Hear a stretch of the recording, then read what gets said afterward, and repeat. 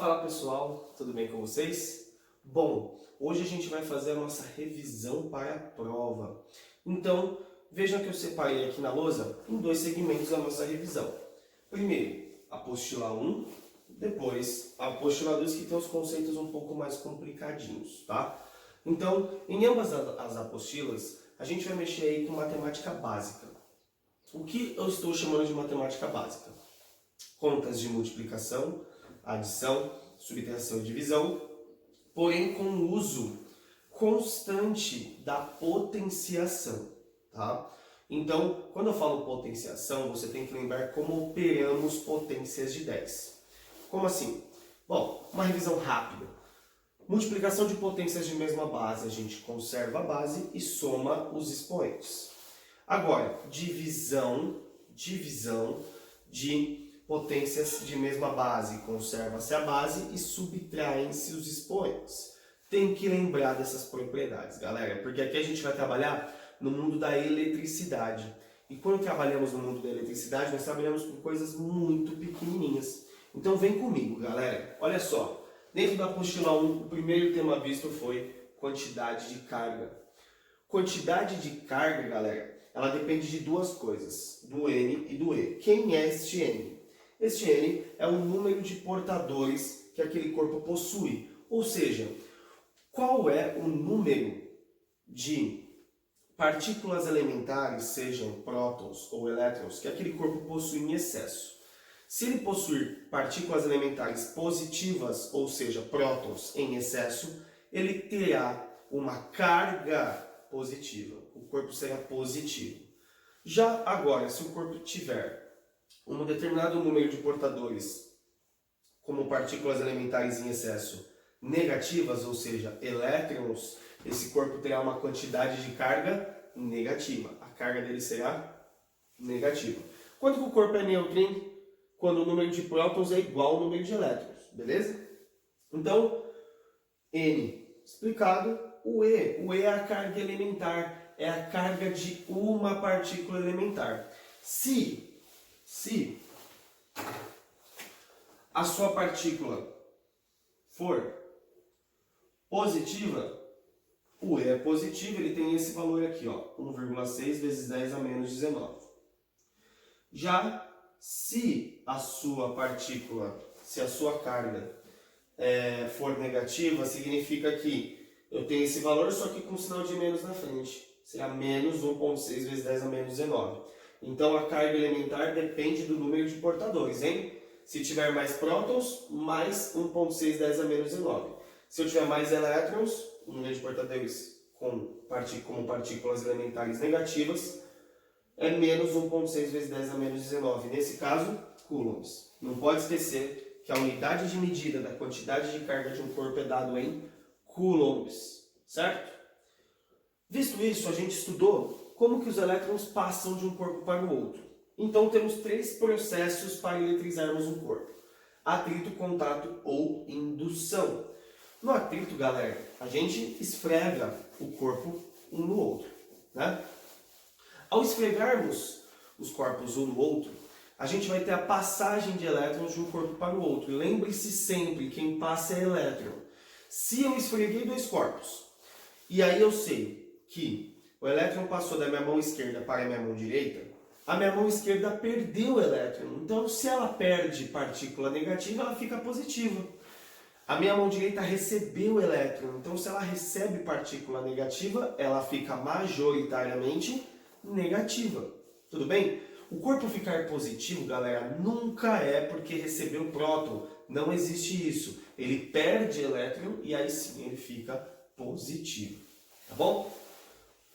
Bom, contato, galera, é um princípio bem importante. Por quê?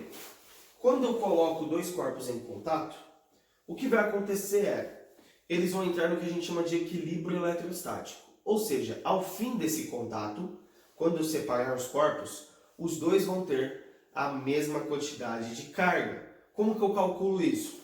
Bom, simples, a carga final dos corpos será a média aritmética dos dois, que 1 mais que 2 dividido por 2. Se eu tiver o valor das cargas, ou se eu tiver de 1 e a outra for 0, eu acho a carga final dos dois. Só somar e dividir por 2. Tudo bem? Agora vamos lá. Indução.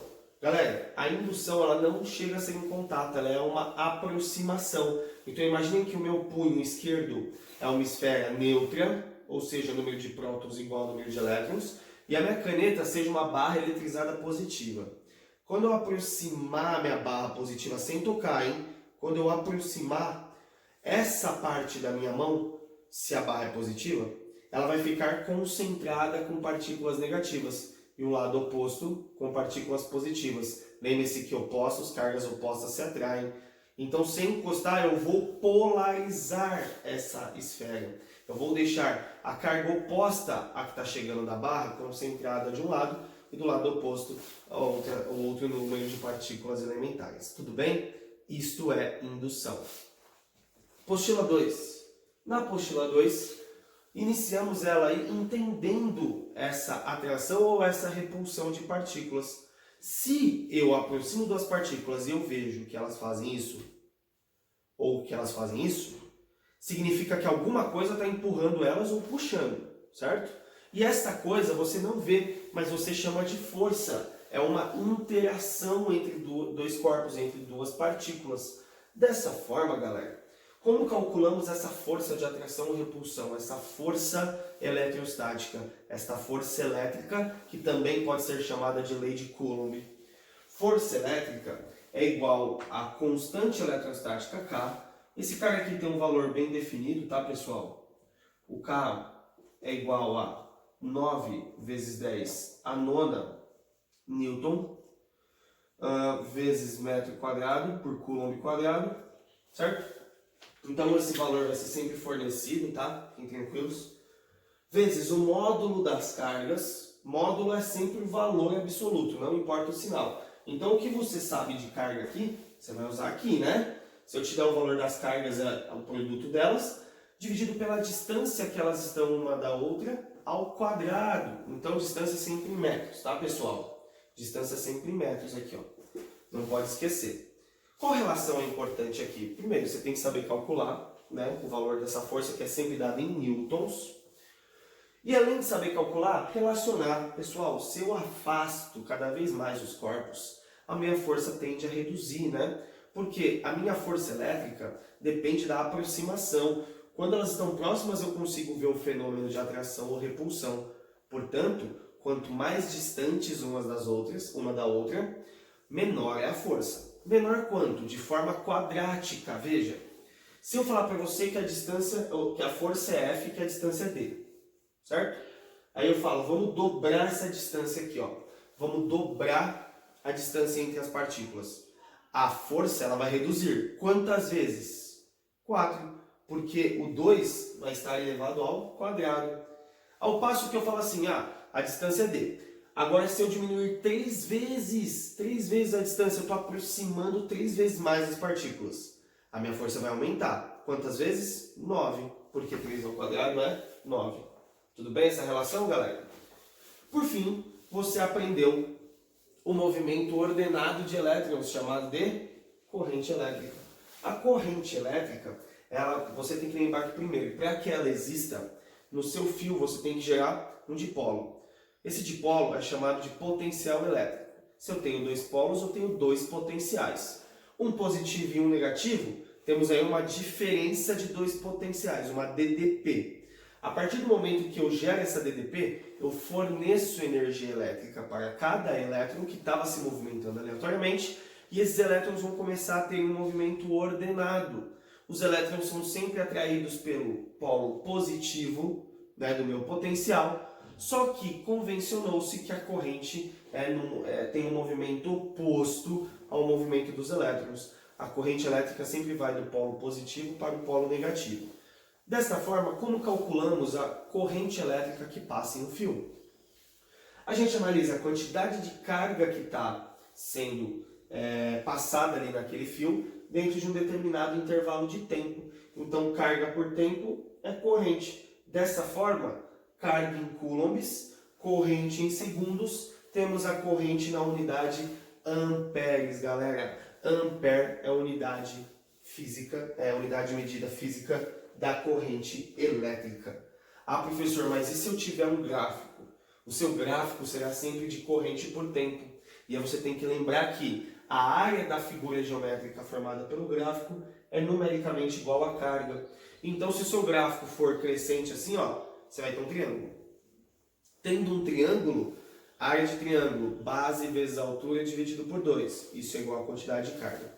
Se o meu gráfico for um retângulo, se o meu gráfico for reto, e aí eu vejo que é um retângulo a figura formada. Área de retângulo, base vezes altura. Ah, mas e se for um trapézio? Se for um trapézio é um pouquinho mais difícil, mas dá para calcular. Base maior do trapézio, mais a base menor dentro do parênteses, vezes uma altura dividido por 2.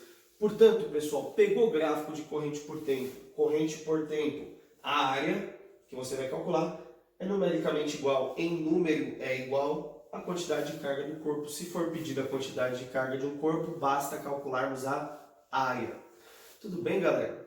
Bom, então hoje ficamos por aqui com a nossa revisão. Espero poder ter ajudado a todos e lembre-se, tendo dúvidas, manda lá na plataforma para que eu possa ajudar vocês da melhor forma possível. Tudo bem?